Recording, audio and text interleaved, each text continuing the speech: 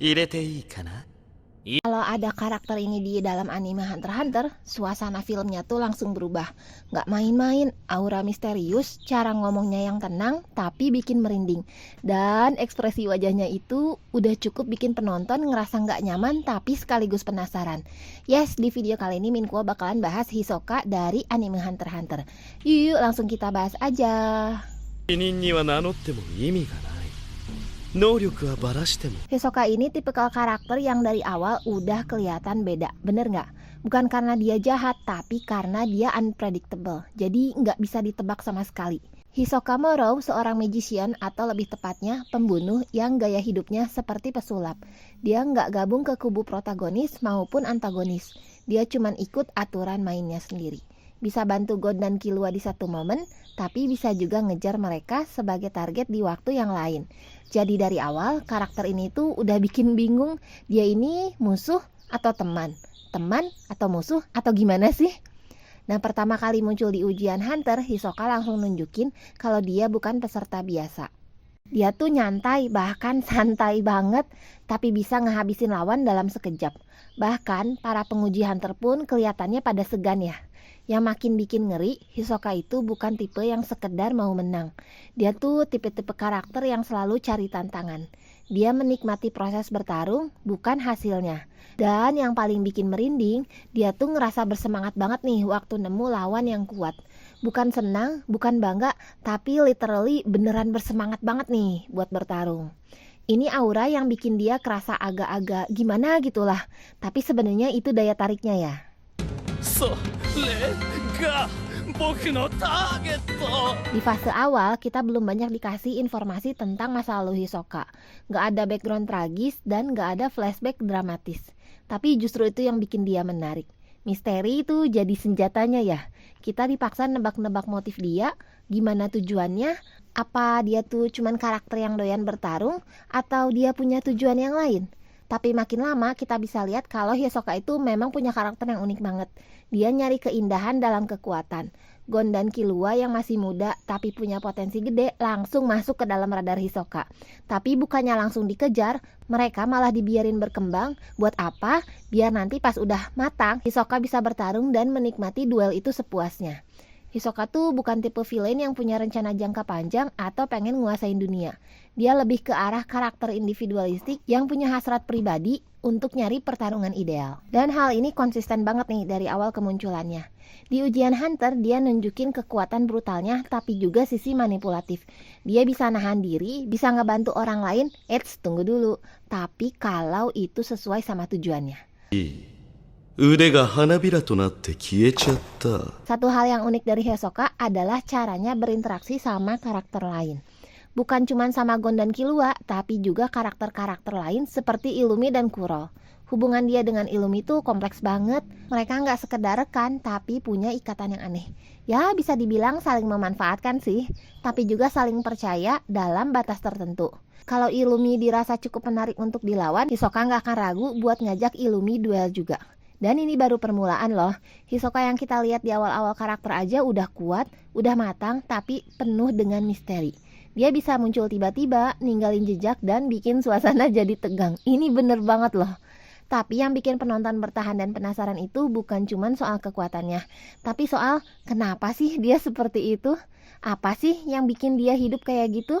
Apalagi nih yang dia cari selain pertarungan? Kalau menurut Minkuo sih, Hisoka adalah simbol dari kekacauan yang teratur. Dia chaos tapi dengan logika dan alasan sendiri.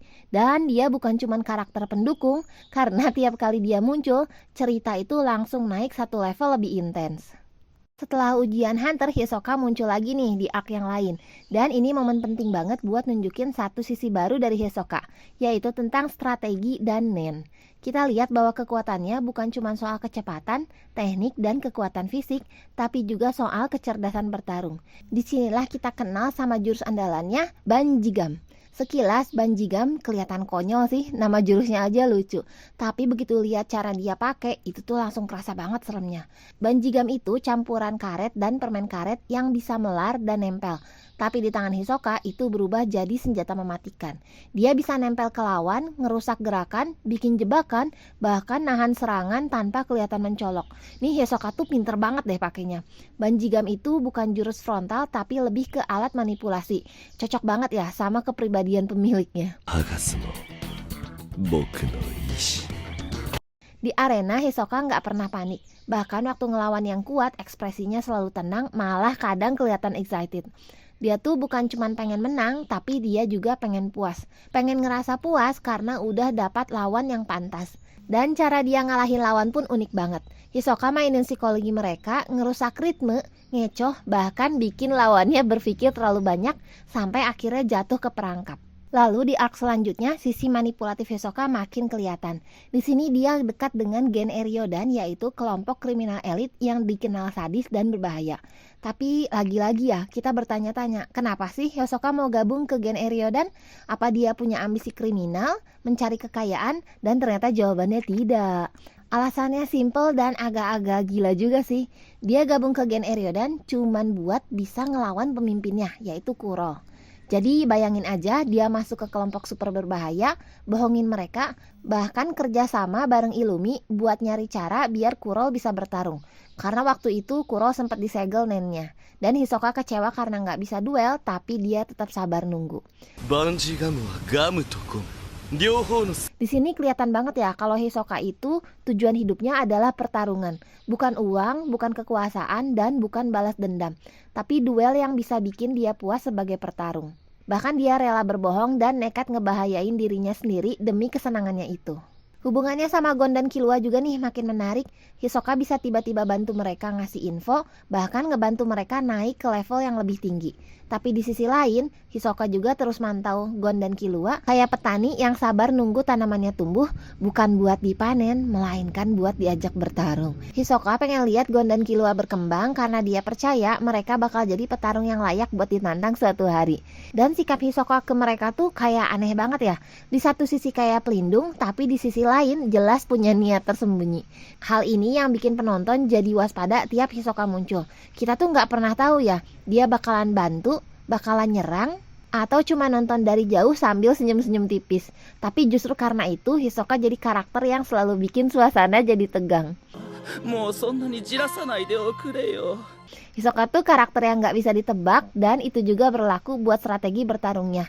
Dia nggak selalu pakai kekerasan, kadang dia tuh cuma ngatur suasana pertarungan aja, kadang juga dia memanfaatkan situasi. Dan kalau perlu, dia juga bahkan bisa kerjasama bareng musuh, selama itu ngebantu dia mencapai duel yang diinginkan. Dan karakter ini yang bikin dia beda dari karakter lain di Hunter x Hunter, bahkan mungkin di anime-anime yang pernah Minkuo tonton. Dia bukan anti-hero, bukan villain, bukan mentor, dan bukan rival murni. Dia tuh kayak ada di tengah-tengah aja gitu. Dan itu justru bikin dia jadi fleksibel. Bisa muncul kapan aja, di arc mana aja, dan selalu bikin cerita jadi lebih menarik. Bener nggak teman-teman? どっちにしろ僕はもう止まらない Akhirnya pertarungan antara Hisoka dan Kuro jadi salah satu momen paling brutal sekaligus elegan di seluruh anime Hunter x Hunter. Dan ini bukan pertarungan biasa, ini duel yang udah ditunggu-tunggu, terutama oleh Hisoka sendiri. Seperti yang kita tahu ya, sejak lama Hisoka tuh udah ngincar Kuro.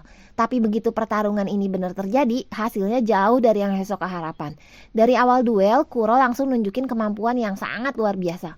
Bukan cuman karena dia kuat, tapi Kuro juga pakai strategi tingkat dewa. Kuro juga manipulatif, bisa pakai lebih dari satu kemampuannya dalam waktu yang sama, dan semuanya tuh kayak udah direncanain aja gitu dengan matang. Hisoka di sisi lain tetap jadi dirinya sendiri yang penuh percaya diri, tapi kali ini dia benar-benar kalah telak.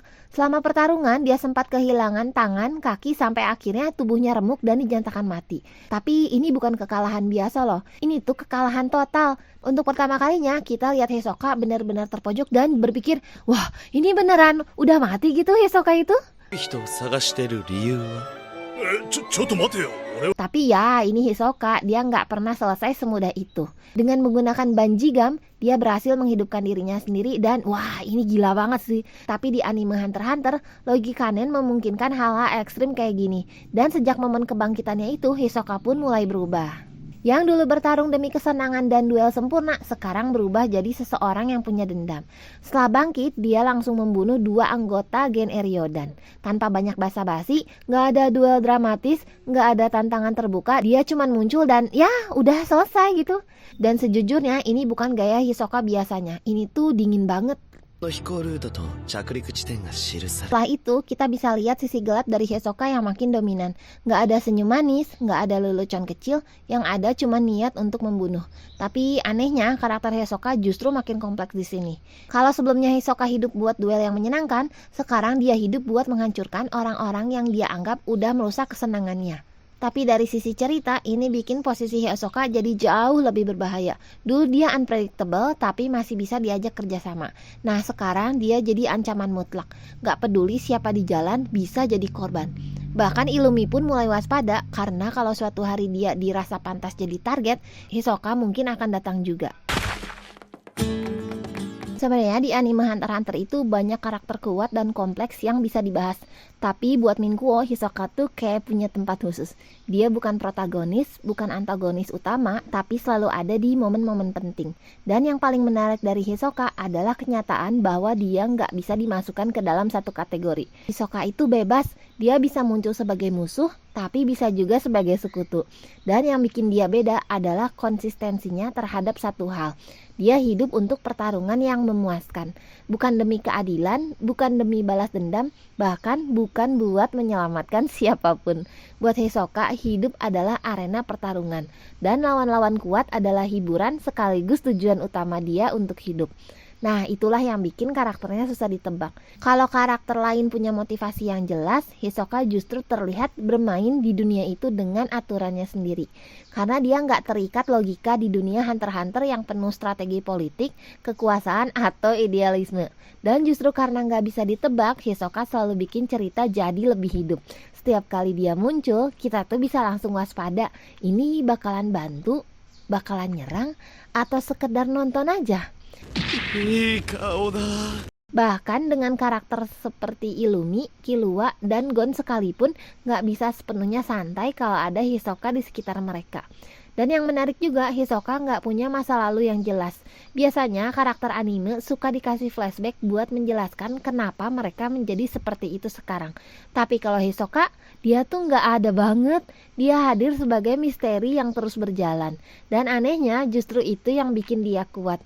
Karena kita cuma bisa nilai dia dari tindakannya yang sekarang, bukan dari masa lalu yang bikin simpati. Kalau karakter lain berkembang karena pengalaman, Hisoka berkembang karena dorongan pribadi.